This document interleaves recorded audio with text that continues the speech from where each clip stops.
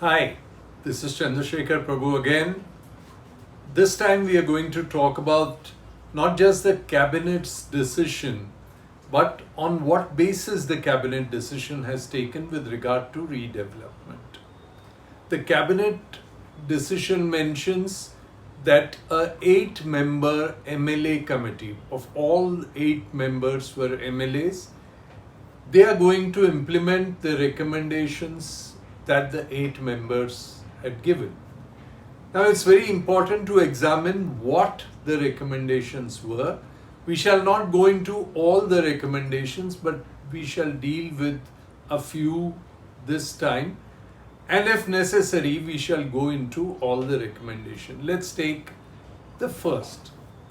The MLAs have recommended that the minimum percentage required for getting a permission for redevelopment, for any redevelopment, must be 70% of the residents should consent. That is what was the earlier rule. But the MLAs have recommended that this 70% should be reduced to 50%. And going by the recommendations of the MLAs, the government has reduced the consent required for getting permissions from 70% to 50%. Now let us understand the advantages and disadvantages of this reduction. First, let us take the advantages.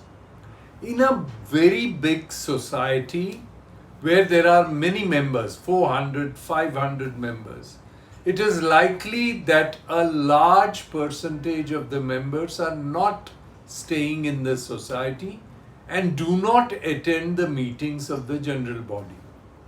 As per the earlier rules, if 70% of the members had to be present at the general body, only then the redevelopment policy can be approved.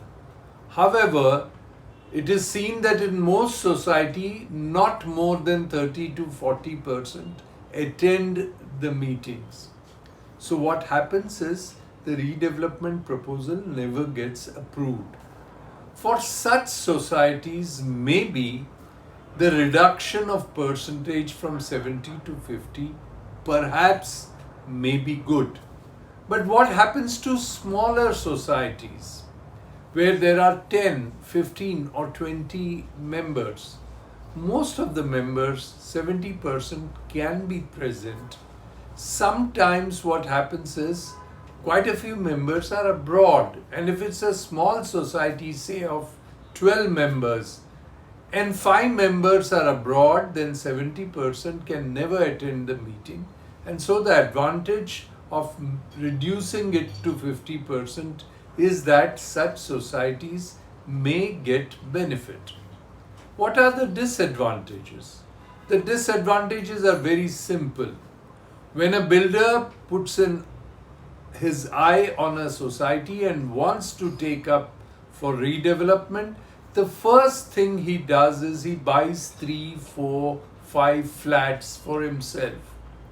Now, if a society has just 10, 12 or 15 members and 5 flats are bought by the builder, he can always take consent of 2 to 3 others and get the 50% consent despite a majority of the people not being with him. So there, the 50% consent goes against democratic norms and favors only the builder. Now let us take another example where there are, say, 50 tenants and 2 builders are fighting with each other to get the permission for the consent. Earlier, if 70% of the people were with one builder, then the other builder with 30% cannot make a dent into the society's resources or get permission. However, with 50%, if there are 2 builders who have just around, one has 51% and the other 49%, a simple thing he has to do is to bribe a couple of members to come from that side to this side.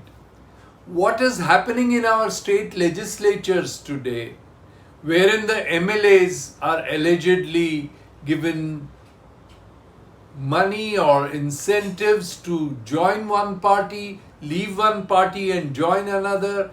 What we know and we see in day-to-day life will happen in cooperative housing societies.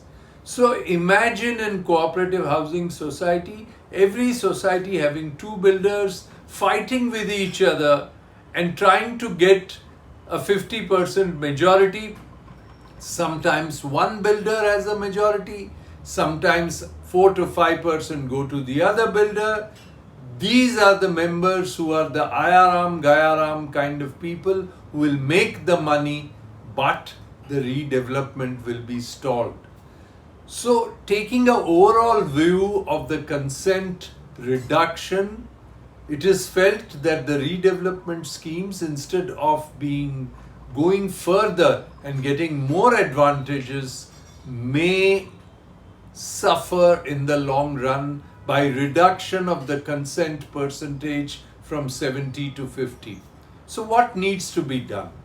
In cases where people are abroad and 70% cannot be made available at a particular given time, like the example of Mahendranagar, a colony in Malad which has 700 members and where never more than 50% attend. In such cases, there could be special permissions given to reduce the percentage of members.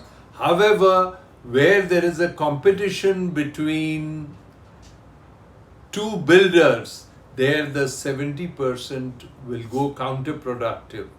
The government, despite the MLA's consent, should review this decision and look at it afresh.